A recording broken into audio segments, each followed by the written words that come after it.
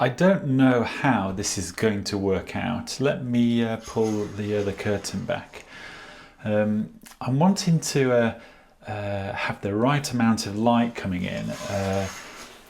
So this is with obviously the curtain open, so the sunshine is coming through. Or I can close the curtain and the lighting is more diffused, and perhaps perhaps this looks better. It's difficult for me to know Actually, that looks pretty good. I think I might have I should have shot my last video with in these lighting conditions, because they're so much better. In fact, just whilst you're there, let me grab one of those MRG G-Shocks to see if that looks any better. I mean, that certainly looks okay, doesn't it? Anyway, let's get back to straps. One last, let me check the silver MRG. Yeah, that looks, yeah, this lighting condition is pretty good. I'm trying to find the best lighting arrangement without using artificial lights. I might have got it here, but this means I need to shoot at the right time of day, and I need it to be sunny outside. But what I wanted to do here is show you some straps and buckles, because if you are a watch enthusiast or you collect watches, you'll be aware of all the different types of buckles, straps and buckles that you can get. Now, I certainly haven't got all it, and I've just thought that I'm missing a couple of straps there. So if I'm just going to run through here, maybe I can pick them up, and hopefully I haven't lost you. There we go. Hopefully the sound didn't cut out there. I wanted to also show you this type because it doesn't have the loops, and I think this is referred to as the Omega style of strap, and it is possibly the smartest looking strap, actually. When I look at it like that, I think that is very, very nice. And then we have the push button deployant style that looks like this, and I believe that this push button buckle is very well known, and I think Hadley Romer used to make it. I don't really know Hadley Romer as a brand, but you can see how cool that one is. And of course, this strap has the loops over the top, so when you close it like that, you're able to loop it through there. Where with this one, there is no need for loops, because this part of the strap falls underneath this side, and again it uses push buttons. And yeah, so I suppose this is I do like this strap, which I understand is an Omega style, but I also like this one. This one looks very smart, actually. You can imagine having this with a white gold or stainless steel watch. That would look very nice. And then of course you've got the Apple Watch style, and this is very cool, because what they've done is, I think, using my terminology, they've really engineered this very well, because they're achieving the same thing but without a buckle. So they've got the mechanical interference part with this pin here, and then they have this going over, but they've done away with the loop, and they've got it going through the strap like that. So in actual fact, from an engineering design point of view, the Apple Watch is probably the one of the smartest mechanisms, because you've just seen me use it there. And then we have the Richard Mille style that doesn't use push buttons. It's literally spring loaded, so you pull it and it undoes like that. And so there's no buttons. It's linked with this pin here. So you can see, similar design cues with the other deployments, but it's actually held in place by springs. So that's actually now the spring hit inside pulls this strap over, and then when I pull that over and thread that through, that's how it's held in place via springs. And in that position, nothing's overstressed or anything. It will stay there. And the only way to make it undo is to pull it open or undo it when it's on. And when it is on, it does stay on very well. But actually, just then, you can see that to undo that, all you do is pull it apart like that. And that's how I did that. So that is interesting. But when it's on your wrist, I can't see you doing that easily. But what I possibly could see is that happening by a thief, perhaps, or you could pull it by accident. I don't know. That's just something off the top of my head, and I thought, I wonder if that is a problem. And then you've got the normal buckle type. So it simply threads through a loop. You stick a pin in, and then that goes underneath the loop keeper like that. And the term "if it ain't broke, don't fix it" does appear to me there. Would you really need anything more than this? And this does seem simple and straightforward. And I do like these rubber straps, actually. They are very nice. And just whilst you're there, let me pull this curtain back and see how that looks, just in case it looks better. Hold on. Yeah, maybe maybe it's too saturated. Oh, no.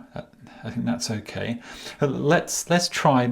Let's continue with the video with the curtain open. So this is going to be very. I'm testing things here, the lighting. And also the straps. There you go. So with the normal buckle and pin and keeper, that's how that looks. I suppose, again, if it's not broke, don't fix it. That's why this works so well, because you can see that it just works. So do you really need to have a deployant buckle? Now this one, it is push button. You press these two at the side, and it releases something here that ties down there. But then you have to unclip this part, so you can see how that goes together. That clips in place there, and this one goes over there, and then pushes down. And so the profile looks like that. I mean, that is quite cool. That is very nice.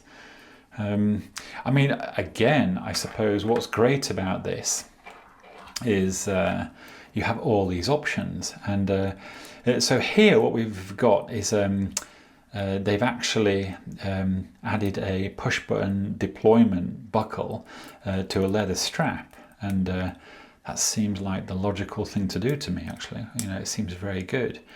It has push buttons and also this bit that fastens over. And that does look very nice. In actual fact, that looks very clean and tidy. I do like this as well. And this push button buckle style, is very common. Is it prettier? Or it's probably not prettier, no. It does the exact same job. Is it better? I suppose it shares some similarities to this type because it doesn't have any loops in the way, obstructing, your visual interest. It's yeah, I suppose it's simply down to what you like the look of. The only negative I can think of here, well, actually it's not really a negative, is that to size it, I mean, this has adjustable sizing there, So you do have size in there. Is you probably have to get these lengths more defined, because you've got less room to play with, because you've only got these adjustable items here to get the sizing right. But apart from that, once you've got the right lengths and you've got it adjusted, this is very, very smart. So I suppose it is down to preference. I mean, this is very, very nice. Again, this is a straightforward push button deployment style, and that is very nice. But I'm thinking, which is the best design?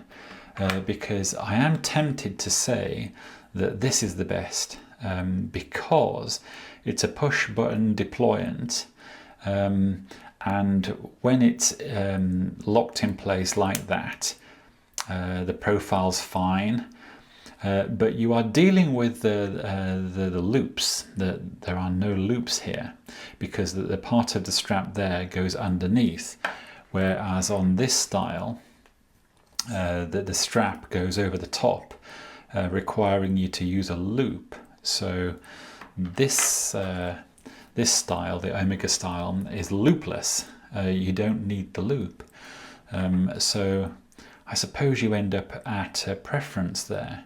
Which looks better? Which do you prefer? And I suppose the loop here adds visual interest and maybe sits better. I don't know. This is still having to fold two pieces of material. I think what's great is that both options are there, because you have choice. This does look very good. So I suppose choice is the key. So we have the very high tech, very well engineered Apple type that has reduced the hardware need down to zilch. You can see there that the only hardware involved is that little pin. And they've done away with the links, because the strap goes underneath like that, and then it's a friction fit. So the Apple Watch is possibly the most high-tech, most wearable. Then you've got the normal buckle type that simply you thread through, adjust to your length, and then put through and manage the excess with keepers. I mean, what's great about this is that you have a massive size range, and you can adjust it on the fly so other people could wear it. So I mean, that is a big deal, I suppose. Then you have the push button buckle type on leather, but you have to have these leather parts cut to the correct size. Then you have spring-loaded buckle type, like this one, that I keep calling it the Richard Mille buckle, because I believe lots of their watches use exactly this type of buckle. They've managed to get away from the push button there, and they're using springs to do it. Although for some reason I think this might wear away easy. It feels like it might be subject to wear and tear. I don't know. That's just off the top of my head. And then you've got the normal buckle style like this, and I think it is simply down to style. What you feel like wearing, and I suppose it's great that we have all this choice. Anyway, I wanted to see how the light comes through and if it's any good, and I hope I've been able to show you some strap buckle types, and I hope everyone is well, and speak to you again soon.